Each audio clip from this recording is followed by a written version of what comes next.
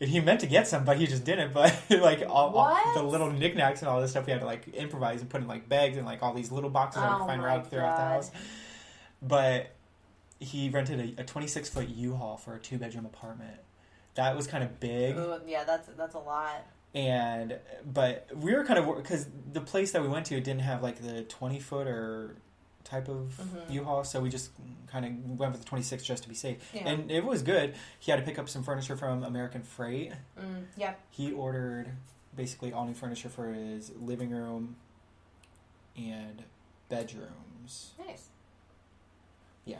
So we picked up his furniture that took up some space in the back of the U-Haul. And then everything else that we got from the apartment, it took up... There was like maybe a couple feet or like some odd space that wasn't used. Yeah. So it was good that we did get the 26-foot. That's good. When we got to the new place to unload everything, my energy popped out. It jumped out. Oh, yeah. I was like, I was so gung ho. Like, let's get the stuff out of the truck. Yep. Give me the heavy stuff, like all the little stuff. Give it to the little bringing kids. stuff in is so much easier than like loading it into the truck. I think loading it because you got to like figure out like, oh, this needs to go here. So it we were trying to this. We were trying to play Tetris too. Yeah. But we had to climb a whole flight of stairs too to put all this stuff. Oh God. Luckily, there was a back porch because if not, it would have been hell to bring everything in through the front entrance or whatever. Yeah. But I was his mom complimented me later on that night because she called. I think her son called her while I was putting together like the furniture and all that, and she wanted to talk to me, and she was saying like, Your personality, your energy is so vibrant. Like we needed you today because I guess I was motivating one of his friends' daughters, and I guess she was being all like, give me all this stuff too or whatever. I don't know. Nice. But yeah, so the past couple days I've been getting his place put together. Yeah. Like yesterday he had to work, so I stayed over and like kind of.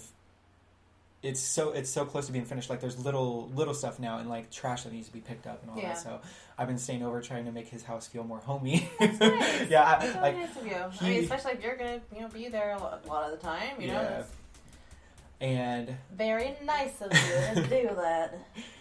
And whatchamacallit, he knows that I love putting furniture together. I put his friend Bree's entertainment center together. I wanted to put her desk together, but I wasn't around at the time. But yeah, he knows I love putting all this furniture and all this stuff together. So as I was putting I put his daughter's furniture together, his furniture together. I set up. I'm wanting to hang up the TVs, but I need a new stud finder for the walls. You're gonna hang it on the wall, not just like on like a TV stand. Yeah. Yeah. He wants all TVs hung up on the wall. Oh. Bougie. I mean, out of arm's reach for kids to be right. messing. Yeah. So yeah, his place is super cute though, other than the creaky floors. My floors are good. Do you hear this? My table's creaky. You can hear it right now. Yep. But yeah. That's cool. I mean, I just did the whole moving thing. It sucks. Mm-hmm. It sucks. You need me on your team, girl. I'm ready. But like once you're done, it feels so good. Yeah. You know, like I still have to like hang all these little like my paintings up, and but I think that's like the very, very last final thing. I can do it anytime. I don't know why I've been dragging my feet. I like went around the house and like set like paintings like where like I want them to be hung up. I don't know what I'm waiting for. Just the motivation to get my hammer out and like, I don't do it, but yeah, I know what you mean. Like once it's all done and over, it feels so good, right. And that's like your new home, So yeah, I'm excited for him. I'm proud of him too. Yeah, it's like he was worried. He was just like, I'm just going to stay in this 2-bedroom apartment for another year, and I'm just like, yeah, I think he puts a lot of pressure on himself too, because he just like gets down on himself, and I'm just like, well, today might not be your day, but like there might be a listing for a new place that comes up tomorrow. Exactly. And he had like a whole other month to like get this figured out. So when crunch time came, he made it happen. Yeah. Yeah. And that's good. Like I like someone who can like, make a decision. This is what we're doing. this is how we're doing it, when we're doing it, you know? Mm-hmm. So, like, that's good. Yeah. I feel like that takes some pressure, like, off of, like, you, because, like, you know, if he's stressed about it, then you're stressed about it, and then, like, he's got to figure it out, and it's done, and now it's easy. We were contemplating on moving in together, too, so, like, we were just, like, he was asking me to help him find a place, too, and I was searching. Yeah. But, how did he find it? Did he find it, like, online? Yes. He was looking at Facebook, like, you know, that place on Facebook. And he was looking on... I like the marketplace. I used Realtor, the Realtor app. Oh, yeah. And then he uses Zillow. I like Zillow. Yeah. And I like Apartments.com. Yeah. Jeff Goldblum is a good spokesperson for Apartments.com. But yeah, we were somewhere down the line of us talking about moving in together. He was just like, we can't move in together. Like, we did find this nice apartment, this nice 3-bedroom townhome. And it was nice. I liked it. But then he, like, I think he psyched himself out or whatever, but he can't live with cats because he's allergic. Yeah. He's not, like, deathly allergic, but he's, like, he doesn't, his job doesn't offer benefits, health benefits or anything, which is kind of weird because I'm thinking, like, what job nowadays doesn't? Yeah. So he was thinking down the line of what if these cats really make me sick or whatever and I have to go to the hospital. He doesn't have any health insurance, so... Okay, yeah. I mean, that makes sense. So, yeah. Gonna be living on my own. It's kind of scary because I've never lived on my own. I've always had, like, roommates or someone, a significant other to live with. I love living on my own. It's like I've, you know, like, lived with people and then, like, lived for, like 3 to 6 months at a time on my own. Yeah. And, like, I love it. Maybe just because, like... the people I've lived with were, like, ex-boyfriends, and, like, living with them became shitty. And then when they were gone, it was, like, a big relief. And I was just like, finally, I'm on my own. It feels good. So I guess I've never, like, you know, like, been single and, like, lived on my own. Except for, like, I mean, now I don't live on my own now. I was just about to say except for now, but fucking Ian's here, so. Ugh.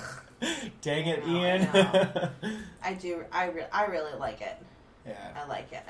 I mean, no roommates? Hell yeah. I mean... Hell yeah. My roommate... The first couple roommates that I had when I first started working at Frisch's, or not first started working at Frisch's, but... You know my first set of roommates. Oh, yeah. They were...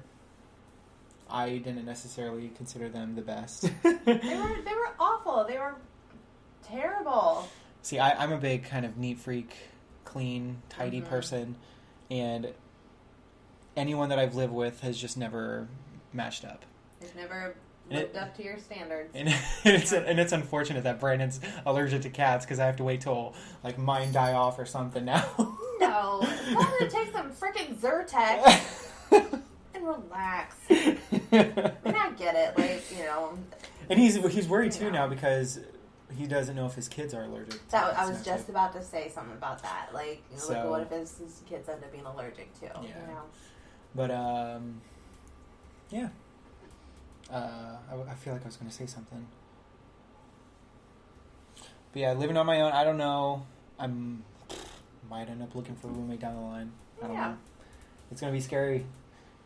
I have to pay all the bills by myself. I mean, that is scary, though. I mean, that's like a big, like, life change. You know, you gotta re-budget your whole life, basically. Right. Yeah. My house is drifting further and further away from my dreams. How's your dating life been? What's been going on with... Oh, my God. Do we want to say his name? No, I'm not going to say any names. Okay. Definitely not. You've been seeing someone, but... Seeing somebody who's very nice. Yeah. Nice guy. Very nice to me. Mm-hmm. Super fun. And we hang out a lot. Yeah. Nice guy. I have a date with another guy. I don't like saying I have a date. I don't like saying that. I just like I'm hanging out with somebody. Yeah. I'm hanging out with another guy on Saturday. And I met both of these guys on Bumble. Okay. Bumble has been a bust. Bumble. Bust? You don't like it? No. I don't like online dating in general. I have determined that. I don't like it because I don't know. I just don't like it. It's like boring. It's like boring to sit on an app and like scroll through pictures. Yeah. And then message somebody like something so fake and like not my, like, you know, like on Bumble the girls have to send the message. Right. They have to initiate conversations. And all of my messages are so generic and stupid. They're like, hi, like, ugh, I like your profile and your pictures, blah, blah, blah. Like, that's the same fucking message I send to everybody. Oh, God. And, I mean, occasionally, like, I'll see something and I'll be like, oh, I liked what you said about this. But I don't know. I haven't been on there in a minute, so I don't know. If you don't like online dating, how do you feel about going out? Like, no, I don't want to say going out and like meeting someone at the bar because that's like. I feel very negative about that. Yeah. I don't know. Like. Okay, think about going to the grocery store and just like bumping into someone like, oh, sorry, oh, you have cute eyes. No. I mean, I think in like a perfect world, that's how everybody would meet each other. And like, you know, you're like at Chipotle, fucking getting my giant baby burrito, and some guy's like, hey, you look really hot with that burrito. Like, that's like my ideal, you know? Will that ever happen? Hell no. Oh my God. Yeah, this generation is so kind of like, right. Okay. But why I was asking you about your dating life, well, kind of we talked about this, but then again, like I had something to follow up with it. But I've been hearing a lot on these other podcasts that I listen to that this generation is so weird with online dating and these like Tinder and Bumble apps, and it's so different. People are like afraid to. I don't know if they're afraid, but like some people are afraid to go out there and meet people because like they may not be as comfortable or as I guess just comfortable to go out there and just go up to someone and be like, hey, what's up? Yeah. I would rather meet someone that I've talked to like a little bit previously, like online, than just like, I don't know, like talk to like a complete stranger. Right. I don't know. I'm not scared to meet anybody though. That's never been a problem. But it's like it's a lot of work to like, you know, meet someone and like, I don't even know what I'm trying to say. It's just a lot of fucking work. Right. You know? Now, like, see. And for some people it's not. You know, some people it's just like, oh yeah, I go out every weekend and meet somebody new every weekend, and you know, to me that's like, it's like emotionally and mentally, physically exhausting. Yeah. Fucking straightening my damn hair, throwing on makeup, getting cute. It's exhausting. And after a couple months of knowing that person, that's not going to matter. You're just going to be like putting on some sweatpants and being like, hey. True. But in the beginning, it's exhausting. Yeah. But I am excited to meet this one guy on Saturday. Because like, this is the guy that I've kind of been talking to like since like the very, very beginning of when I first got on Bumble, and I think he was actually the very, very first person I talked to on there, and kind of the first person I really talked to like right after my breakup.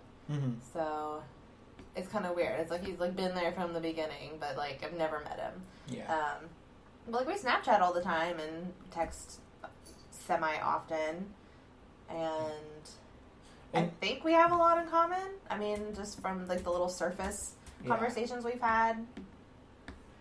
Now I feel like after my breakup, I feel like I would feel more comfortable meeting up with someone after texting them or messaging them for a while, because like meeting up with them immediately after like just matching or something would just be awkward. Like you have to have that initial like,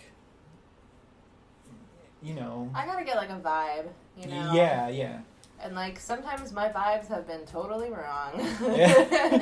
I mean, this guy seems alright, and then they're fucking weird. Right. You know? But I always like say this, like I like weird people. Like I like weird guys. I myself am weird, so I just like weirdness. Yeah. But I also, I think, tend to forget that weird equates to like creepy. Yeah. And like